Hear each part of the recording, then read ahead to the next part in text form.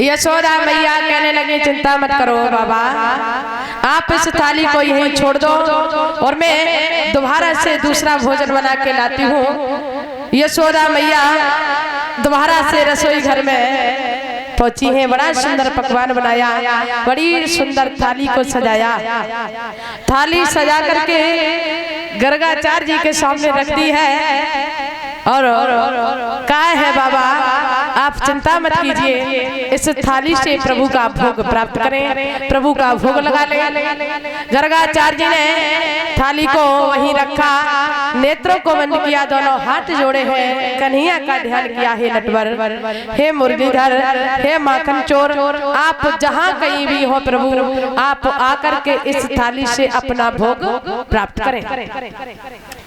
कन्हैया बाल रूप में आज भगवान कन्हैया धीरे धीरे अपनी मैया को दिखला रहे हैं। कन्हैया ने मन में विचार किया बाजीबा, बाबा भी हरि कर रहे हैं, जब जब ये हमारा नाम लेते हैं तो मुझे जाना पड़ता है और जब पास में पहुंच जाते हैं तो ये हमसे नाराज हो जाते हैं। कन्हैया ने मन में विचार किया कि जब भक्त पुकारते हैं तो भगवान को तो जाना ही पड़ता है। गर्गाचार्य जी ने कन्हैया का ध्यान किया है। जब कन्हैया ने उस थाली से भोग प्राप्त किया, गर्गाचार्य जी के नेत्र खुले। गर्गाचार्य जी कहने लगे यशोदा तेरा कन्हैया तो बड़ा ढीठ है, जब जब मैं भगवान का भोग लगाने चलता हूँ तब तब आकर के तुम्हारा कन्हैया हमारी थाली से ये भोग अशुद्ध कर देता है।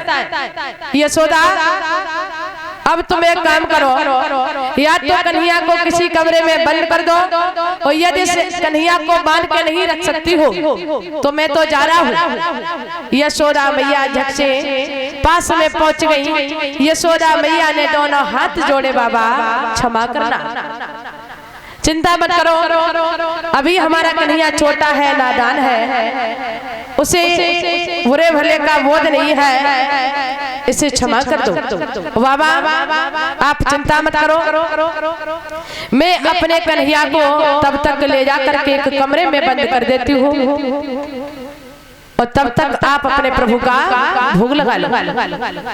यशोदा मैया झुलाती हुई चली, कन्हैया के कान को पकड़ा और झुलाती हुई कन्हैया को एक कमरे में बंद कर दिया, दोनों हाथ बांध दिए, बाहर से ताला भी डाल दिया। कन्हैया ने मन में विचार किया, मैया तू याद भूल गई इस दिन की कि जब मामा कंस ने एक नहीं दो नहीं सात सात ताले डलवा दिए और फिर भी मैं निकल करके तेरे पास आ गया। मैया तो तेरा एक ताला हमारा क्या कर सकता है?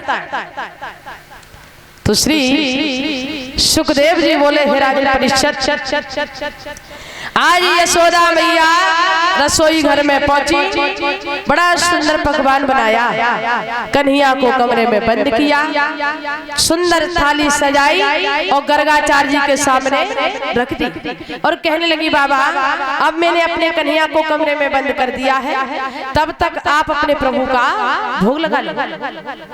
तो उसी समय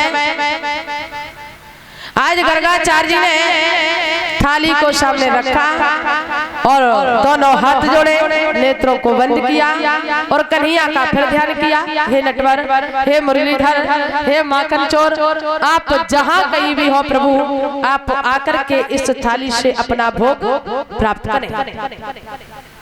कन्हैया ने मन में विचार किया, वाजीबा बाबा भी हट कर रहे, जब जब ये हमारा नाम लेते हैं तब तब हम बाबा के पास में जाते हैं। अब सही रही, अब बहुत बढ़िया जोड़ी मिली। मैंने लगो रात तुम ध्यान इधर रखो, बिना की कथा अलग चले। बोली वृंदावन बिहारी लाल की, बोल राधा कृष्ण की। तो आइए बोलते हैं,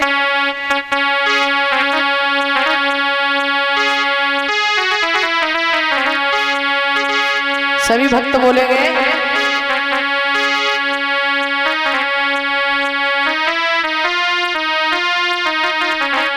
कि सतगुर की कर लो खोज बहन मेरी, अब है उमरिया बारी।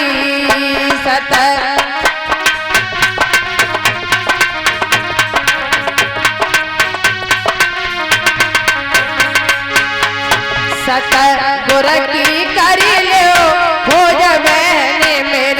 अभय उमरिया बारी सत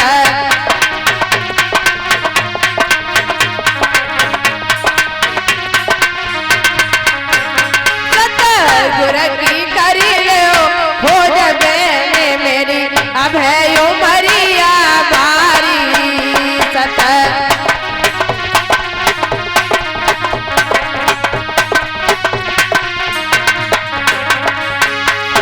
अरे पांच तत्व की बनी रे चुनरिया अरे पांच तत्व की बनी रे चुनरिया और जाऊं में लगी गो दागो बहने मेरी अभय उमरिया बारी और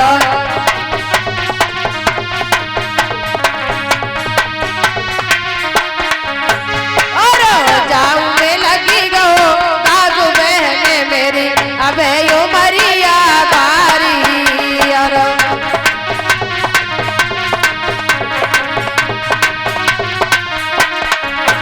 सत गुर की करी लो हो जे बहन मेरी अभय उमरिया बारी सत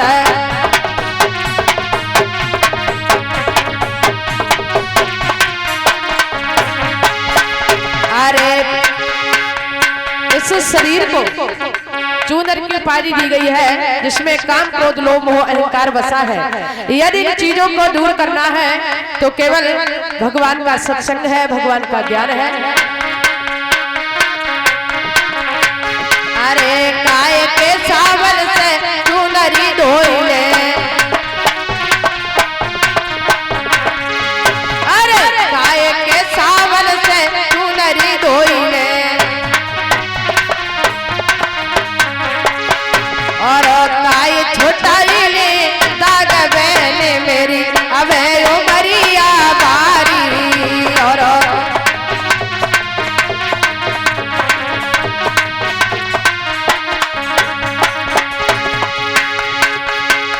अरे ज्ञान के सावन से चूनरी धोई ले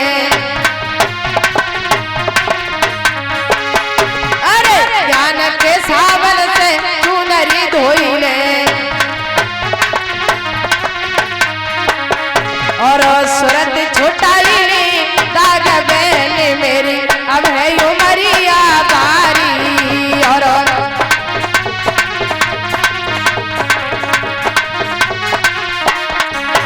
सत गुर की करी लो हो जा बहने मेरी अभय उमरिया बारी सत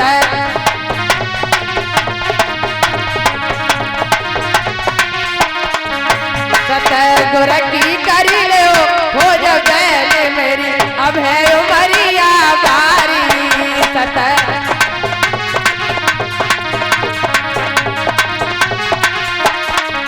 अरे ब्याह भाओ ना पड़ी रे भमरिया अरे ब्याह भाओ ना पड़ी रे भमरिया नहीं देखो पिया को देश बहने मेरी अभय उमरिया बारी नए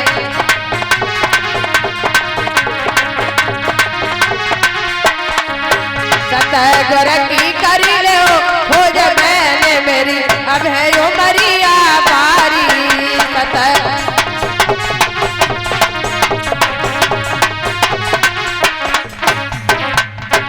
बोली वृंदावन हरि लाल राधा कृष्ण की